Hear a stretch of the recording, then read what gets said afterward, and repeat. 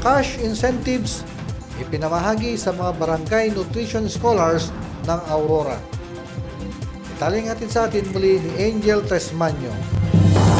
Bilang pagkilala sa mahalagang papel ng Barangay Nutrition Scholars sa pagpapatupad ng programang pangkalusugan at nutrisyon sa pamayanan, isinagawa ng pamahalang panlalawigan ng Aurora ang pamamahagi ng cash incentives o honorarium para sa mga BNS mula sa iba't ibang bayan ng lalawigan. Noong October 27, 2025, ipinatupad ang distribution sa bayan ng Dingalan kung saan 11 barangay ang nabigyan. Tumanggap ng tig 3,000 ang bawat BNS bilang katumbas ng kanilang 1,500 na buwan ng honorarium para sa buwan ng Agosto at Setyembre. Personal na dinaluhan ang aktibidad ni na Governor Isidro Cid Galban, Provincial Administrator Sherwin H. Taay, Mayor Aurora Taay, at ni Eleanor de Mesa Olivar, Assistant BSWDO, Pinaw Designated. Nakiisa rin sa programa ang Municipal Nutrition Action Officer ng Dingalan na si Maria Ana Pajarillo.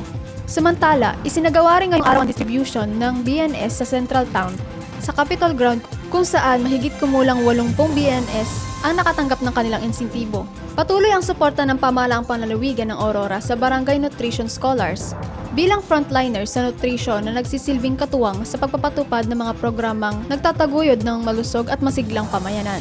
Ako muli si Angel Tresmanyo para sa PGN Action, All Out Servisyo ng Kapitolyo para sa publiko.